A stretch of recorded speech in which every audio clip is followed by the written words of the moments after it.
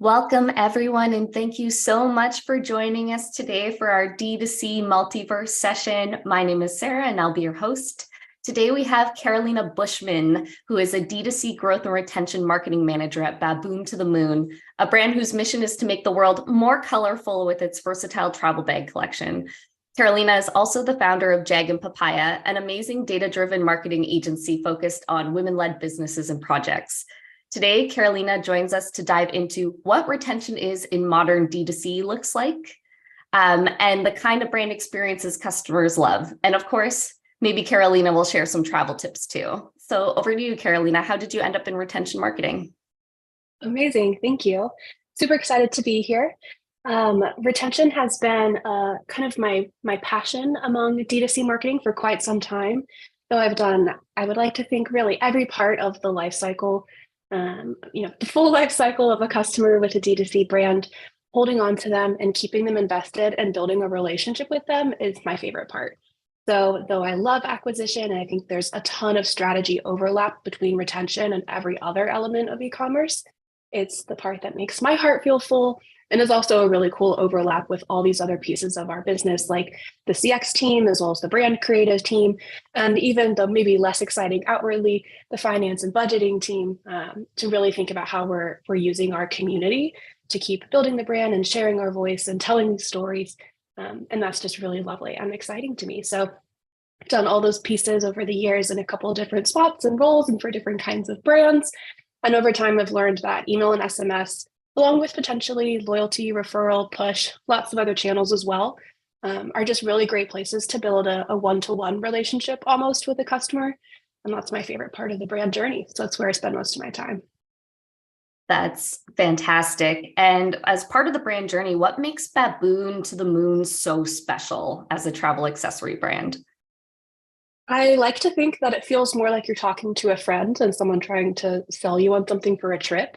And hopefully, we really want it to feel like a friend, like making a real referral, both from the kind of community and brand content that we pull in from partners and influencers and people who are repeat purchasers and fans of the brand, as well as like the way we resolve if someone has a question or needs help understanding what the difference is in sizing or materials. We want it to feel like a real person who has your best interest at heart and wants you to have a really good experience that's technically appropriate for what you're looking for. If you need all the pockets or not as many, if you need something that's waterproof or going to be light for the day in the city, we want to help someone find that right fit and feel like it's a bag that like represents them, hopefully is fun and colorful and exciting in ways that they're not seeing elsewhere. And it's just a really good time and has like a really unique community built around it as well. I love that. And Baboon To The Moon website just screams fun. The Sophie Tucker collection, all the collaborations that you're doing. It's definitely interesting to see that not only across your website, but also the different channels for that whole channel experience. So what does retention look like for travel accessories? So if you could just walk us through your thoughts on that. Yeah, that's a great question. Every kind of product is different, right? And travel accessories predominantly, especially if we're talking about something as big as maybe even like a 60-liter duffel that you're checking for a long trek somewhere, a long trip somewhere. Those are purchases that a lot of times may not seem like people need to make more than once, especially with a product that's got a lifetime warranty and is made with really, really durable material. We're like very, very focused on the technicality and the durability of our materials and all of our fixtures. So they should last a really long time, but because the new colors and prints and like you mentioned, the kinds of collaborations we're able to do with visual and all these like really amazing artists, there's always something new coming out. Our product designer is constantly pushing the boundaries of what's possible. So we really think that keeping it fresh and staying in touch with what people are looking for beyond just travel and technicality, but also into fashion, into kind of what's happening in the more broadly, in the broader cultural sphere. If we're able to tap back into that and bring those elements into these bags, it's not just, something that you carry hopefully once, but something that you're using all the time. I, of course, have some of my favorites and have tons of use cases, but the hope is that everyone has an easy use case for whether it be like a small tote or, like I said, a large duffel backpack kind of convertible. The hope is that because they love it and it fits right so well into their life or their travel, there's an easy other usage, hopefully in any kind of other situation, as well as like tons of fun colors and patterns and new styles that are constantly pushing the boundaries to like add to this collection over time. That's so much fun. And then in terms of tactics, besides the brand being so magnetic itself, what kind of tactics does Baboon to the Moon, or even in your experience with Jag and Papaya, what type of retention tactics tend to work? Yeah, definitely. For Baboon specifically, and though I say across the board, flows are a really underutilized tool, both in SMS and email. And like I mentioned again, for push notifications for folks who use apps, loyalty referral as well. Both of those automated opportunities, I think, are huge. There's so many really unique touch points that we can have with somebody after they've purchased, either talking about how to properly adjust the straps on a new bag, or like how to share UGC or how to follow along elsewhere.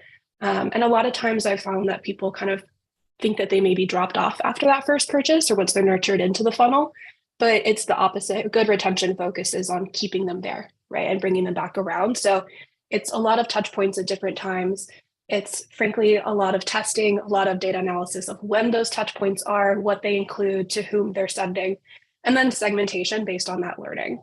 So I think automations are a really great way to kind of keep that running all the time and keep growing and learning about what people like and what they're responding to and where we're seeing them drop off potentially or where we're losing them. So we can reach out and say, hey, at this moment, maybe it's 3 months after a purchase, for example, that could be a time that a lot of folks tend to disappear.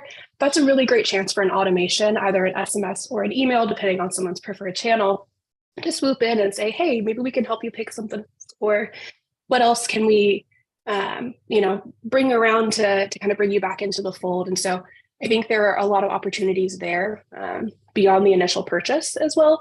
And then of course, things that move people through the funnel as well. So with acquisition channels, maybe we get someone to the site, get their phone number or email, and then they're not sure. There are so many opportunities there as well for curation. And again, that relationship building within retention. That's another SMS and email opportunity, campaigns and automations to reach out and say, hey, can we help you pick something? Is there curation that we can do? Do you have a question? Here's a use case. Here's an example. And then we also use a lot of social proof in those retention channels, both reviews, comments, and a lot of social media content as well that shows the bags in real use, in sometimes hilarious situations, but intended to answer those questions that can prevent people from either repeat purchasing or finishing that first conversion and like fully becoming part of the community. For sure. And before we deep dive into the questions, just a little bit more on what you were talking about. So we've talked about external tactics to get folks to stay with the business or make repeat purchases or even purchase the first time. What are internal processes like for you? How do you set up a team for success to be successful, I guess, in retention? Yeah, that's a great question too.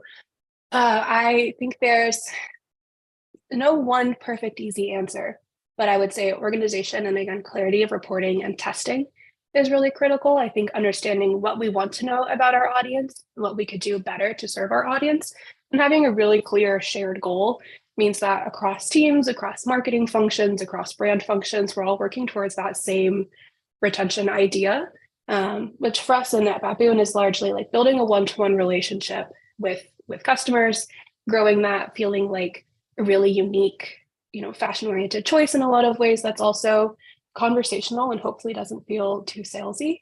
And so kind of leaning towards that goal together helps us all create content goals. And from a more technical perspective, helps me create tests and reports to make sure that we're all constantly like thinking back to the same focus. That's so fantastic. Having a mission statement or just something that joins a team internally makes communications and marketing so much better and holistic, and it feels consistent, whether you're dealing with one person or another. That seamless experience really adds to the overall experience in terms of retention. So I really like that answer. Thank you for sharing a bit about that. So I'm going to dive into some of the questions, and we're going to start at the top of the funnel. So in D2C, 98% of visitors to an online web store never end up buying. This is a rapidly escalating problem with return on ad spend for brands touching on an all-time low. It's getting harder for brands to sell online and grow. What are your thoughts on this? Yeah, It's true, unfortunately. I mean, the industry is always changing though, right? The landscape has changed even in the 6, 7 years that I've like really been investing in my time into retention. And like I said, constantly changing with Apple updates is something that I expect to keep seeing. So my answer as a retention marketer is very much to lean into your existing audience where possible. Those are the folks who are, one, going to be the lowest cost to reacquire from kind of a budget perspective, but also are your brand champions in a lot of ways. So I think that reaching back out, hyper segmentation to existing folks is a great way to kind of keep your most invested or most interested or most likely to repeat purchase folks coming through as well, which for a brand is important. And then as we're thinking top of funnel, that allows me to move some of my attention to these like larger or maybe even more exploratory top of funnel tactics where I know my repeat purchasers are taken care of in a lot of ways. So I can try more unique campaigns or unique flows or different tests on that like rapidly growing audience that's coming to site and maybe not, like you said, like just not having that experience that I want for them. So allows me to test a lot more things there. I also think that, like you said, keeping something cohesive and having a brand experience be really unified all the way through is critical. Add language that matches to landing page language, that matches to pop-up, to welcome, is really important. And a lot of times pieces can get disjointed, or especially if there's a lot of different things going on, it's really easy to lose sight of that. But a super cohesive brand journey, I find, also definitely helps lower that rate, and brings folks back a little bit easier, or kind of brings them into the fold more smoothly because they know what they're expecting and seeing that same journey or messaging throughout the funnel there. It's also all about expectations, right? You're setting up expectations for the customers as soon as they visit your brand.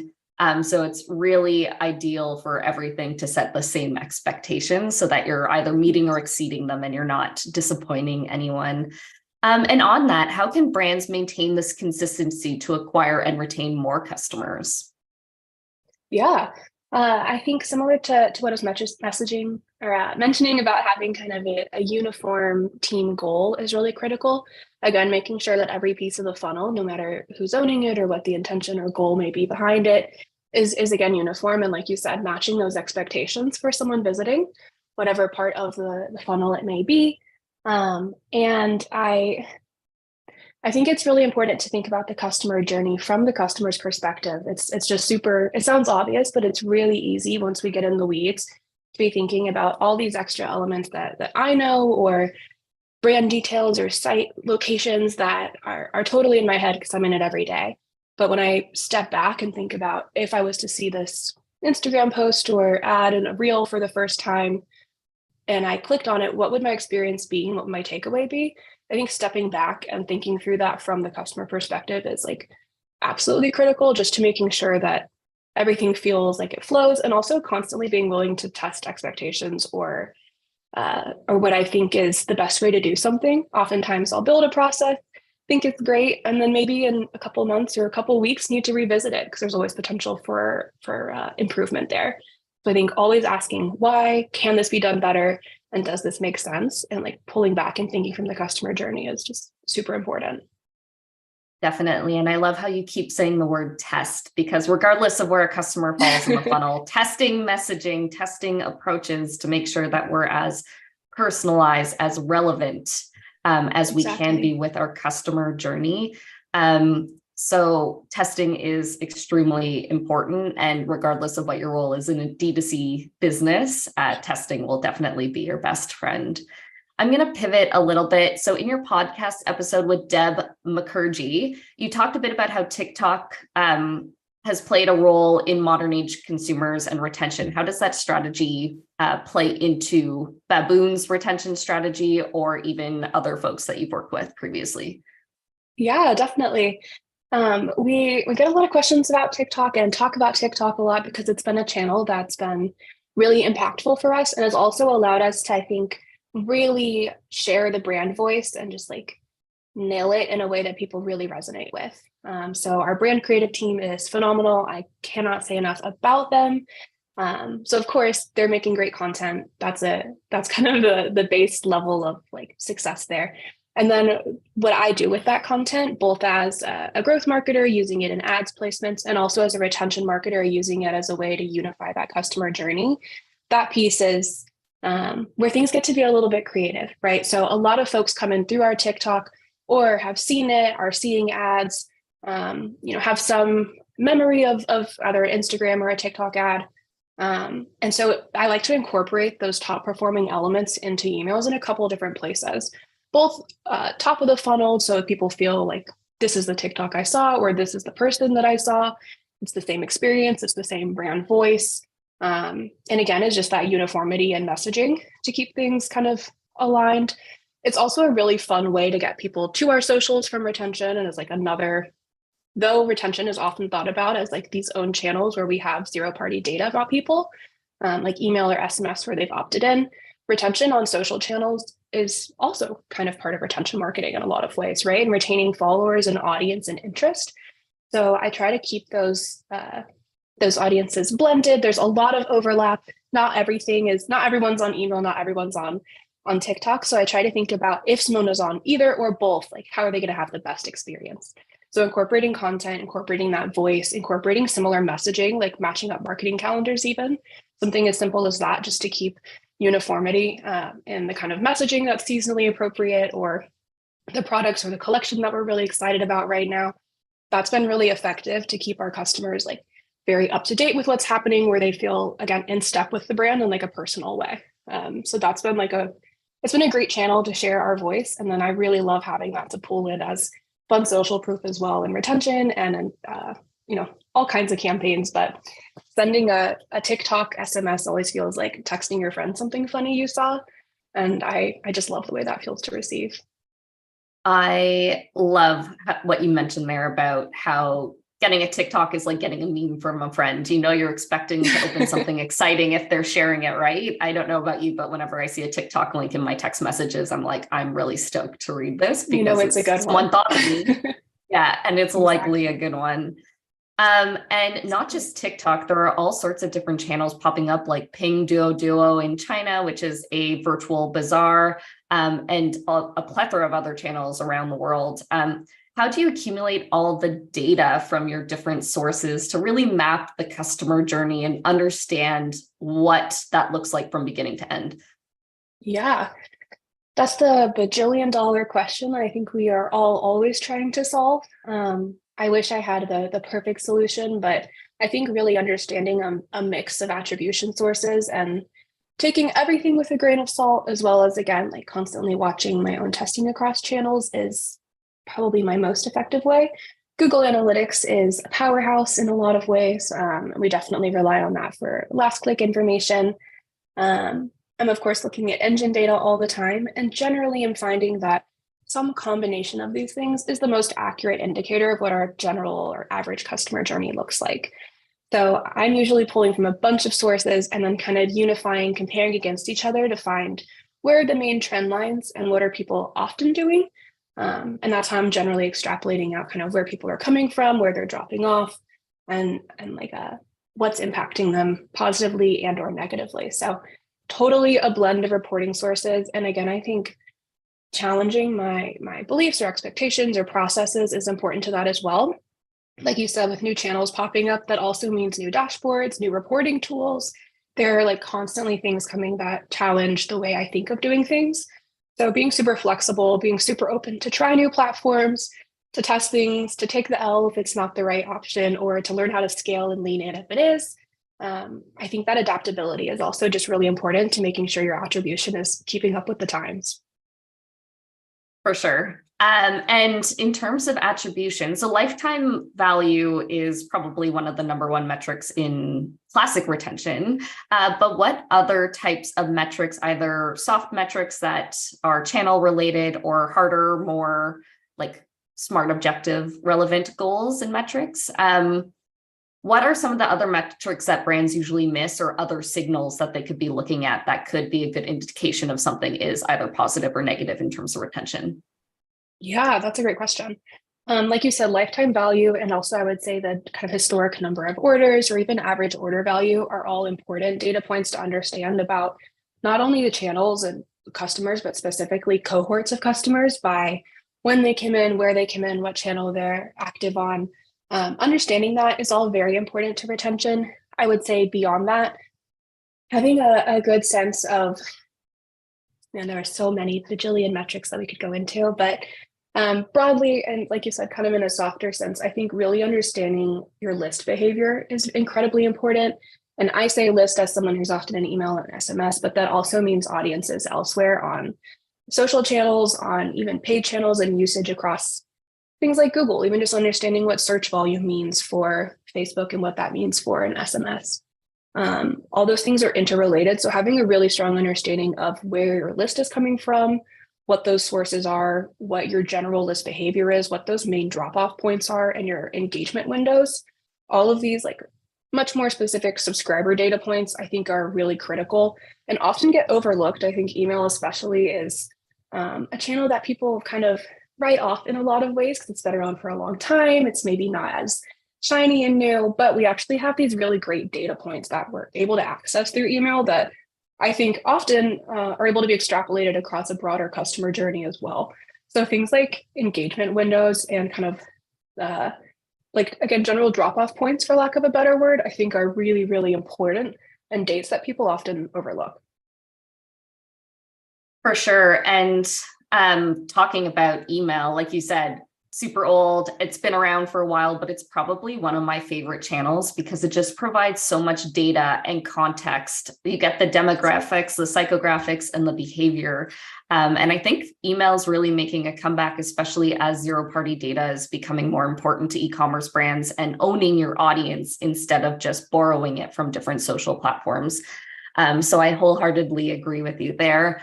Are there any specific examples that you'd like to share of a retention campaign that performed well that you'd like to share with our audience? It could be one that you've heard of. It could be one that you ran. It could be a combination of both. Absolutely. Absolutely. I am personally a really big fan of, again, messages that feel like they're coming from a person. And so I find that whenever we lean into sharing really truly like an individual's perspective written in a slightly different tone, specifically in a plain text format, which I know isn't groundbreaking for email marketers. It's something that we pull in sometimes, but those guys really generally knock it out the park. I think as long as they're genuine, they're authentic, they're truly written by the person, and then are segmented and formatted appropriately. I find that those are really impactful. They're fantastic win-back opportunities for people who feel maybe disengaged from the brand in some way. And are really good opportunities as well to like loop our CX team back in for, again, folks who might be ready for a win back touch point or have some kind of question or unanswered concern that they haven't brought to us yet. So I really like those because they both perform really well and then also like often spark a conversation, whether from an actual reply or engagement elsewhere that leads to a comment on social that we can answer or a text back to the next campaign that we can reply with. And I really love knowing that those are functioning in that way and kind of multi-purpose, as a multi-purpose campaign. Those are some of my favorites.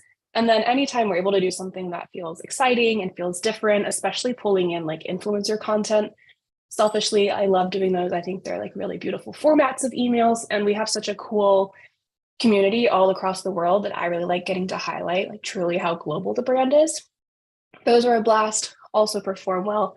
And last, I will say anything kind of travel oriented. We have like so much cool information, I think, that the team here has acquired over time that I love to get to tease out of them and share in some ways. So whether that be like what the coolest art project is in London right now, or, you know, what's the neatest artist working in Stockholm, or like the music scene in Berlin, like I guarantee you there's someone on the team who can tell us that. And so sharing that and being able to surface that in retention campaigns feels really fun. And it's like a brand oriented, not product driven kind of campaign that we can send. But again, helps people feel like there's real people behind this. There's real intentionality. We're not like, you know, just making something to make it. It's everybody really believes in what we're doing and wants to make the world a more like global, colorful place. For sure. And how do you go about approaching influencers or even just general users for more user-generated content outside of reviews left on the website? Yeah, absolutely. Our influencer program has definitely grown and shifted quite a bit in the last year, as I think many folks have. So luckily our brand team has kind of a ton of great contacts and relationships that they've built over time with people. So a lot of times there's a lot of gifting that we're able to do, or even if there's artists that have been engaged in the past with us before, we're able to share new things with them or upcoming things with them that they're then able to share like with their audience organically. So that's always a really big help. And people are generally really excited to receive that. And that's been like a great way for us to keep driving organic UGC. And then from an influencer perspective, very similarly, we've tried a different content over time and found that a lot of what works is when folks kind of find us semi-naturally or have worked with the brand in some capacity before. We'll often test like a UGC style asset from a creator. And then if that works well, we'll kind of reach out to them again and say, hey, these were the learnings. Like let's collaborate on something together that hits all these high points. And maybe we add this next time based on what people were asking for in the comments, or we would love to see it in this color if you could, and kind of keep iterating and building on top of that to build these relationships over time that then hopefully, again, feel like relationships almost on people's screen. And that's really exciting to be able to do, where people kind of recognize almost like characters in the Baboon To The Moon universe. And that feels pretty cool. I love the way that you talked about a universe, and it's not just building a brand, it's building community, right? Exactly. And it kind of ties into everything that we've been talking about: consistency, expectations. And I love just the analogy of the universe. I think it's really cool if we think of ourselves as the sun, and what does our individual D2C universe look like? Exactly. So I really, really like that analogy. Do you have any other advice that you'd share for experts growing amazing D2C brands like Baboon To The Moon? My biggest piece of advice is to listen to your customers. I would say reading comments and reading emails responses, reading text responses, knowing what people are, what they're thinking, what they're feeling. Not everyone's going to respond, but people who are incredibly valuable qualitative data points that, though they may be more difficult to pull into a spreadsheet or a chart, I think they're really, really valuable for us as retention marketers, especially to understand what people are, to know what they're saying, what are they asking for, what are they looking for, what's resonating, what's not, and then to iterate upon that and test it across different channels and different formats. But I think really listening to your audience is critical to building a D2C business. And again, thinking from it from their perspective. We may be super excited about a launch and send an email that I'm thrilled about, and someone might not see it, but they might still love it. And I need to think about that in my strategy of making sure that the right content's getting in front of the right folks at the right time, wherever they may be. For sure. And on that, what you were speaking about, listening to your customers and understanding their feedback, what kind of feedback loops do you build into your campaigns to try and encourage that collaborativeness? Yeah. We actually have several specifically post-purchase flows that request a reply back, because we really do want that feedback. And so one, they're really fun to see what people say. And I love hearing like travel stories, and they're lovely for our team. And also it's a really helpful way to get feedback or pushback if people have it, or criticism or critique. So I really like specifically soliciting that feedback, not only, using channels that could be two-way, but purposefully using them in that way. On SMS, I think that can mean things like two-way flow automations or keyword automations, or things that are triggered by, keywords or different options as well, to learn about people's preferences and again, solicit that. On email, it looks like reply back and let us know, or if you have a question, message us and we'll help you pick this out. And we really see a lot of success with that. But I think just asking people really works. They're generally really happy to share. That's awesome. And just speaking about that human tone and creating those conversations, I'm going to pivot a little bit to AI and kind of get your thoughts about what AI looks like in retention, because it's all about building those relationships, right? But AI allows D2C brands to scale exponentially fast in terms of the marketing that they're doing. So what does that balance look like for you? What's your opinion on AI, and how is it changing the way you work? Yeah, I definitely have been dipping the toe and testing things out a little bit, just kind of creating blocks of copy. Specifically ad copy is interesting to try to create snippets or SMS or email copy even. We have a phenomenal in-house team, so I fully trust their brand voice much more than my own, but generally it's been helpful for me to build kind of blocks of text or initial starting places to get working on, and then really inject the brand voice, which is always interesting. It's exciting. I will say that I don't see AI drastically changing my workflow in a lot of ways just yet. But as it's continued to be integrated into all these additional platforms, I do expect it to be a more and more important and kind of central figure in specifically these text-based kind of campaigns like SMS and email and push notifications, where there are endless possibilities of the perfect combination of words to drive an action, and using AI where we can create like those tons of iterations pretty quickly is definitely very exciting and interesting. So right now, still learning how to figure that out in my flow, but I definitely see potential. For sure. And I think it'll be like that for a lot of folks too, experimenting with it, seeing what works, what sticks, how it helps you work faster, not replacing the work that you're doing. So we have about 5 minutes left. And before we let you go, I have 2 questions for you, and they're not related to each other, but they're both Okay. fun, I would think. One is, what piece of advice would you share with D2C brands? We kind of talked about what you would recommend in terms of retention, but just in general, whether it's marketing, whether it's product pages, emails, SMS, whatever. What advice do you have for D2C brands? And the second question is, what's your favorite travel tip or lesser known travel tip? Amazing. For D2C brands, I think really like knowing your customer and loving your product and being invested in your brand is really critical. Performance is obviously incredibly important. We're all driven by performance as marketers or D2C operators. But longevity, I think, comes from more than just performance. It comes from a brand that's fully built out, that has a community around it, and that can scale in a sustainable way. And I think that requires campaigns that maybe don't just drive performance directly in the ways that we're taught to expect. It means like messages that are, like I said, maybe linking to a TikTok where it's probably not a text that's going to drive revenue, but is a text that's going to drive that relationship. Or, an ad that maybe is a little bit less traditional, but has a really friendly tone just to try it. Or posts that are not product oriented, but that are about your creative process. Like things that may seem away from the goal of performance are actually generally like your best brand building opportunities. And I think losing sight of that is a big risk. So I would say putting your brand first is like one of my biggest tips after working with quite a few different brands over the years.